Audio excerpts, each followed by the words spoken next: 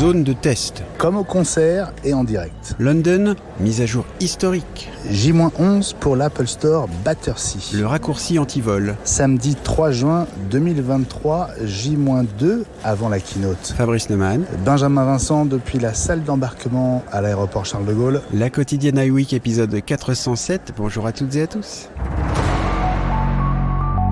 Apple a prévu une zone aménagée spécialement à l'Apple Park pour que certains participants et les journalistes puissent tester le casque de réalité mixte ce lundi. C'est ce que croit savoir Mark Gurman, Fabrice. Bah oui, c'est vraiment les toutes dernières infos, toutes dernières rumeurs avant l'annonce de lundi qui vient. Ben voilà, du coup, il va bien falloir quand même commencer à montrer de quoi il s'agit.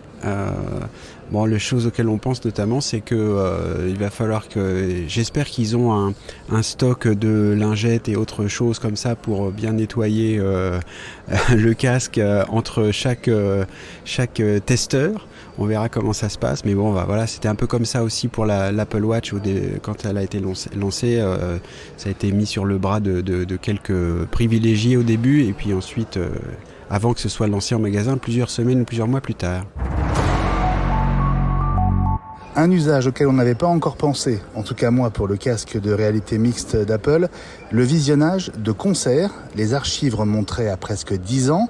Merci NextVR qu'Apple a racheté en 2020 et qui proposait déjà ses contenus sur les casques HTC, Oculus et PlayStation. Cupertino aurait aussi déjà réalisé quantité de captations récemment, mais aussi pour voir les concerts en direct, comme si vous étiez dans la salle de concert. L'audio spatial, Fabrice, sera évidemment bien utile dans la panoplie des technologies. Alors effectivement, j'avais pas pensé au concert, surtout pas en direct. En revanche, on avait déjà évoqué le fait que l'audio spatial c'était parfait pour ça en fait, que pour le casque c'était très très adapté, beaucoup plus à mon sens en tout cas que entre guillemets la simple écoute de musique, même dans des albums enregistrés pour ça, et notamment la fonction de suivi des mouvements de la tête. Qui en fait sur un iPhone ou un Mac a pas tellement de sens, même sur un Apple TV, alors que là avec le casque de réalité augmentée sur la tête, voilà, là ça a beaucoup de sens. Donc j'espère pouvoir tester ça bientôt, ça doit être assez génial. Ne dites plus WatchOS 10, mais London, ce serait le nom de code utilisé pour le nouveau système de l'Apple Watch pendant son développement, selon Majin Buu, qui précise qu'il s'agit d'un hommage à la révolution industrielle. C'est dire si cette mise à jour a l'air conséquente. Il se confirme qu'il s'agira de la mise à jour effectivement la plus importante depuis 10 ans. Elle serait compatible avec les watches depuis la série 5 et la première Apple Watch SE. Bah oui, en gros, ce sont les Apple Watch qui ont la dernière puce, le dernier processeur en fait, qui a pas tellement changé depuis ces séries-là.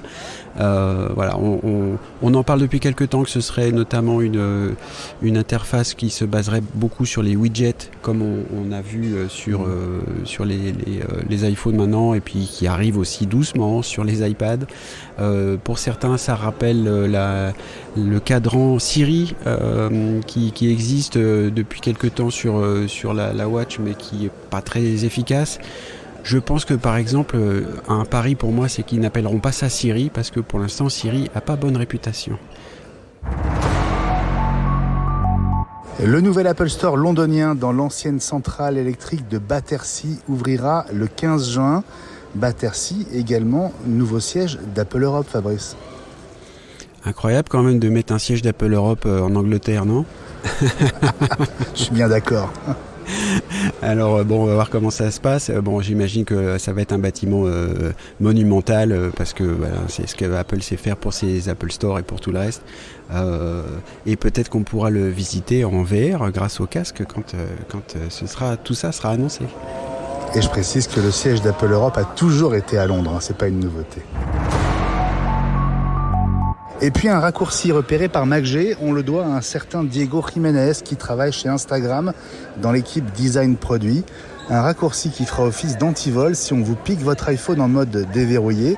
Si l'auteur du vol tente de désactiver l'iPhone en activant le mode avion pour couper votre iPhone du réseau, le raccourci l'obligera à taper un mot de passe que vous aurez défini Et comme il ne le connaîtra pas, eh bien, au lieu de couper l'iPhone du réseau, c'est tout le contraire qui va se passer. Une seule erreur de mot de passe et l'iPhone sera immédiatement verrouillé. Toutes les connexions réseau seront activées. Au contraire, l'iPhone passera même en mode économie d'énergie pour rester allumé le plus longtemps possible et il partagera même sa localisation avec vous.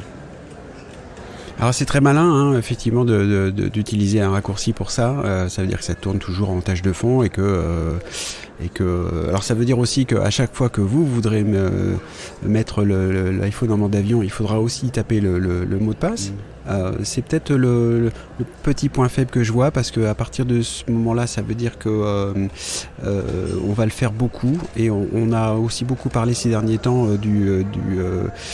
des problèmes de vol d'iPhone, avec des gens qui ont d'abord regardé par-dessus votre épaule le mot de passe que vous tapiez, pour ensuite vous piquer l'iPhone et ensuite du coup faire tout ce qu'on veut avec.